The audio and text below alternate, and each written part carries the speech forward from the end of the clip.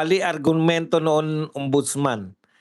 Hindi sure na mananalo si Marcoleta habang binibigay ang 75 million. Walang maipapangakong pwesto sa tatlo. Maniniwala pa ako may anomalya kung may pwesto si Depensor.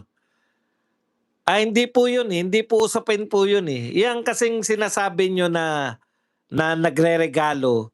Iba po yung sitwasyon niyan. Yung regalo ka na hindi kampanya. Hindi naman po illegal yung campaign contribution eh. Una po, ang illegal po kasi yung pagre-regalo. Eto po established na campaign contribution eh.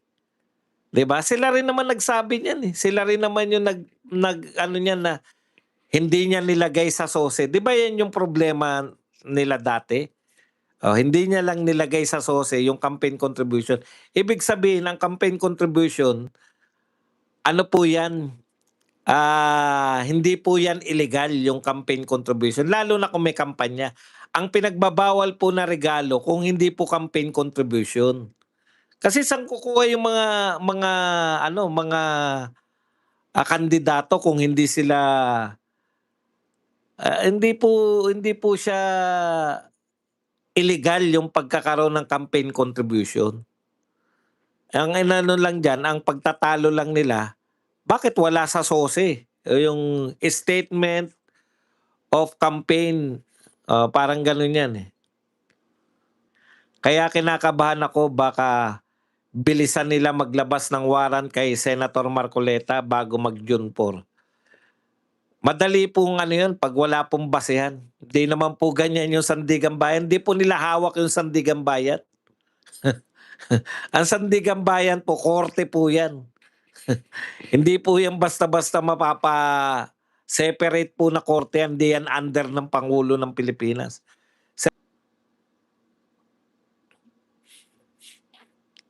Ang ads body yan. Meron pang exciting ang Commission on Appointments, example si Bida, Recto at iba pa. Si Senator Marcoleta sa CA. Yari. Yari na naman kayo. Alam nyo yan, si Marcos lang po yung gumagawa niyan, yung ayaw isa lang. Isa pang ano yan, problema yan eh. Si Senator Jingo Estrada, nakasuhan na nakapiyansa, pwede pa rin ba siya maka-attend sa hearing? Sa Blue Ribbon hearing sakali? Hindi ko po check kung nakapagpiyansa siya. Nakapagpiyansa ba? Pinayagan ba siya magpiyansa? Hindi ko na nasundan eh. Okay. Tapos na ba? Hindi pa po. Nagsasalita pa ako eh. May balita po ba na may lilipat daw po na 2 sa minority? Matutuloy po ba Blue Ribbon kung mapalitan si Alan sa Monday? Hindi po matutuloy yun. Yung pagiging Blue Ribbon po ni Marcoleta ay nakasalalay po yan sa ma-retain nila yung leadership. Ngayon yung balita po, hindi po fake news yan. Ang nagbalita po niya si Erwin Tulfo. Hindi lang natin alam kung magkakatotoo. Ang sinabi ni Erwin Tulfo, posible baka daw bumaliktad si Loren Legarda at saka si Chis Escudero.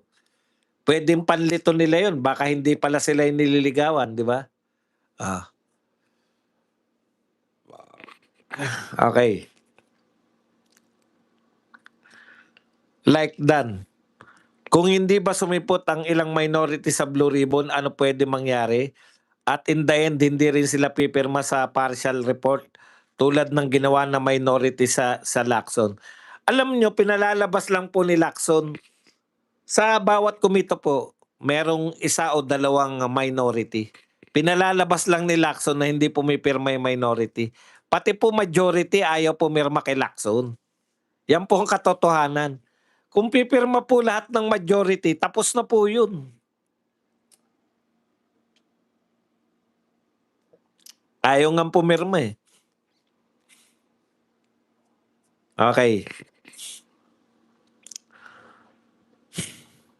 I hope Sana nga priority ni SP ang BRC.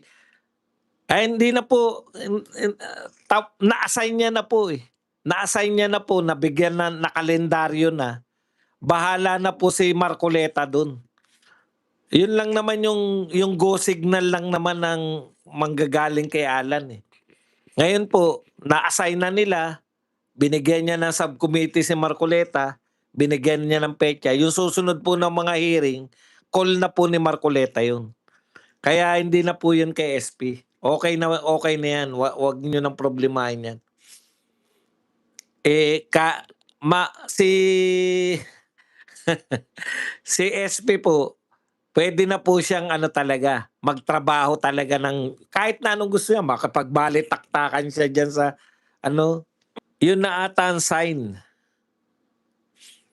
ni APC nung walang pumirma sa partial report ni Ping.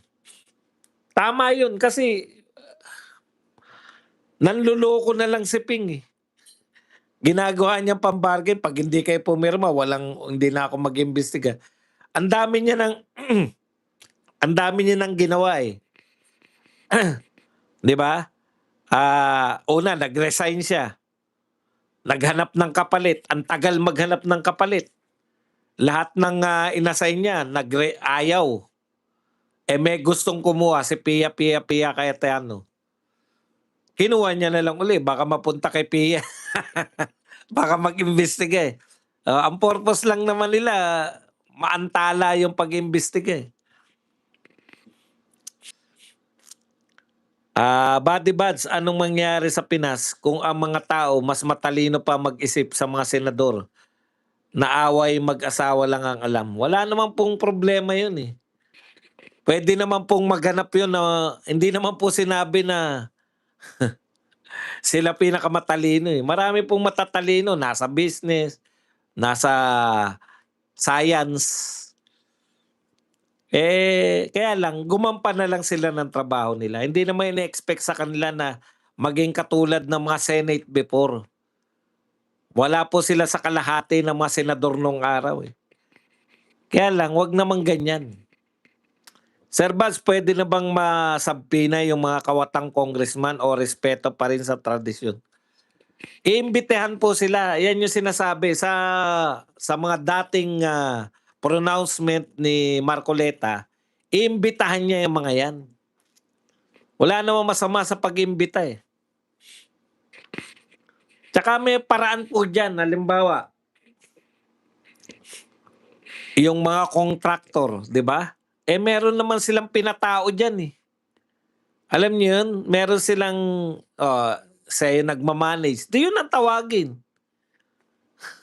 Kung ayaw nilang pumunta, marami pong paraan. Sir Baz, pwede na bang masampina yung mga kawatang congressman? BRC is the only, BRC lang ang mag-umpisa, masaya na tayo. Ako nga, ngayon pa lang announcement, ang saya ko na, eh. But it's impossible, imposibleng gawin ni Legarda yon. She may disown by her son at mawalang galang mga taong bayan sa kanya. Furthermore, paano ang future ni Leandro for instance? At saka ito po, ito katotohanan. Nung naroon po siya sa kala Tito Soto, parang pinaglalaroan siya, eh. Kita niyo yung announcement ni Tito Soto, pag mga ilang buwan, pwede nating ibigay sa kanya yung Senate presidency para bago siya magretiro. Imagine. Imagine yung gustong gawin siya, gusto siyang gawing laruan. Di hamak na mas magaling sa inyo si Loren Legarda sa pinag-aralan at saka sa utak.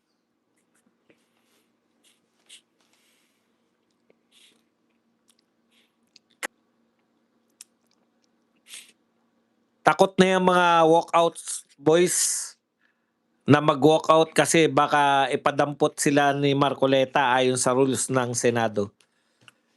Kahit po mag-walkout na sila na mag-walkout, nakakasana yung blue ribbon.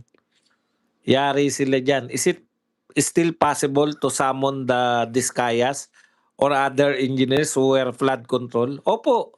Ay, ano pala. Nabasa ko sa English. Baka may iba pang tegi sila buds dyan sa flood control na yan. Posible pa rin bang ipatawag ang mga diskaya at iba pang engineer na napawalang sala? Opo, papatawag po sila lahat. Bossing Aratilis, kung nag-file ng plunder,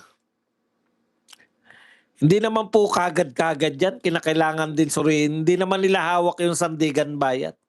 Pwede rin pong tablahin yan. Hindi po sila pwedeng magsampa basta ng kaso na walang ebidensya, walang kawawaan. Walang yagbol si Trillanes, Doc Buds. Pahiramin natin, maraming bulugan doon sa babuyan. Ang lalaki ng kalembang. Yeah. Hindi po pwede yun. Meron pong contempt power ang Senado. Hindi kayo pwedeng tumanggi. Huwag masyadong mag-expect, baka mag-chance na naman ng mag-chance na naman ng isip, mag-change na naman ng isip. Alam niyo po, kung may good news na at hindi pa rin tayo nagbubunyi, wala na, mamamatay na lang po tayo lahat bago ang 2028. Kasi ang hirap po ng laban eh. Ako, ramdam ko yan. Araw-araw kami nakaharap sa inyo. Na-absorb po namin. Kung kayo po na-absorb nyo, alam ko, yung mga marami sa inyo na-absorb yung mga masasamang balita. Kaya po, wag nyo naman pigilan tayo na may magandang balita naman. Magbunyi rin tayo. Kasi hindi po one way. Pag masama balita, galit na galit tayo, apektado tayo. Pag maganda balita, aawatin pa rin natin yung sarili natin para maging masaya. Wag po. Ganyan po talaga, totohan. Parang pag-ibig yan eh. Pag medya-medya lang binigay mo, hindi ka rin naman masaya eh. Di ba? Todo mo yan. Todo rin pag ikaw ay nabigo, todo rin. Pero pag jumakpat ka, ang saya-saya mo. Ano lang, minedyahan mo lang, hindi mo hindi ka bumigay ng gusto. Wala rin, parang pangkaraniwan lang yan. Pero yung pinaghirapan mo, di ba? Tapos nakuha mo, putyan, ligaya mo na nun. Kinabukasan na, nakatulala ka pa. Totoo ba? Nadali ko to? Ganun po ang attitude natin. Mga maliliit na tagumpay dapat sa buhay po, ganyan po ang attitude dapat. Sa buhay po natin, meron kang maliit na tagumpay, ipagdiwang mo kasi apektado ka na nga sa mga masasamang pangyayari. Pag may magandang pangyayari, hindi mo pa rin isa-celebrate. Celebrate natin. Let us celebrate life. 'Di ba? Para tumagal tayo. Hindi kayo tatagal pag ang pinipili nyo lang yung mga masasamang balita, dinadamdam nyo lang. Huwag niyong awatin ang sarili nyo. Maging masaya kayo pag masaya kayo.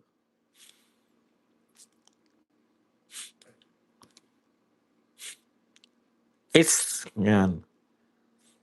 Yes po ako, stress na maraming sa masasamang balita. Totoo kuya, kaya nga nag-laylo ako. Naapektuhan talaga ako sa nangyayari sa Pilipinas. O, di ba? Balak harangin ni Soto ang investigasyon, boss. Harang lang ng harang. Talagang ganyan. Anong basis mo sa pagharang? Mag-walk out ka? Hindi kaya may gawing masama kay SP Alan si Senator Marcoleta before mag-start hearing sa flood control? Talagang ganyan. Parte yan ng buhay nila eh. Ganyan po talaga. Hindi naman yung alam nyo, ito siyempre may edad na tayo. Yung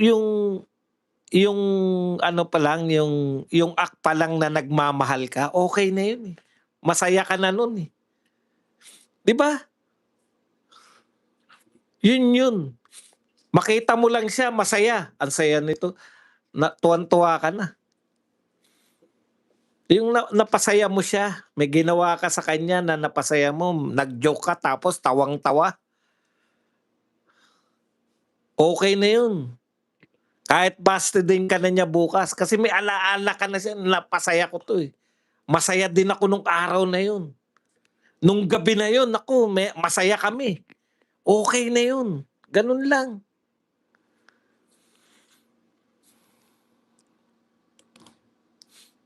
Hindi naman tayo habang buhay dito, eh. Hindi naman habang buhay na 'di ba? Yan yung mga malaki kong pagkakamali, ang dami kong ano, pinalagpas nung araw. Akalain ko ba na hindi ako habang buhay na, matinee idol.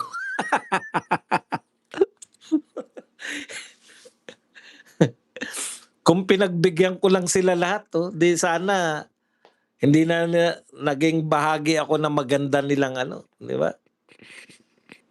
Ang dami siguro sa mga tao na yun, sa mga naghangad sa'kin nung araw. Marami siguro sa kanila na nawindang ang buhay dahil sa'kin. Biro Nagmamahal, Boss Buds, dapat todo-todo, pati plato at pati pamatot panabla itataya mo, correct. Yun lang pa magpapasaya sa'yo, siya ay true. Kasi dun pa lang, eh. Alam niyo ba yun?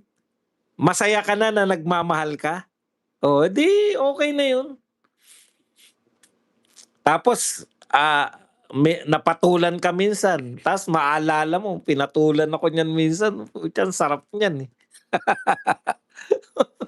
Habang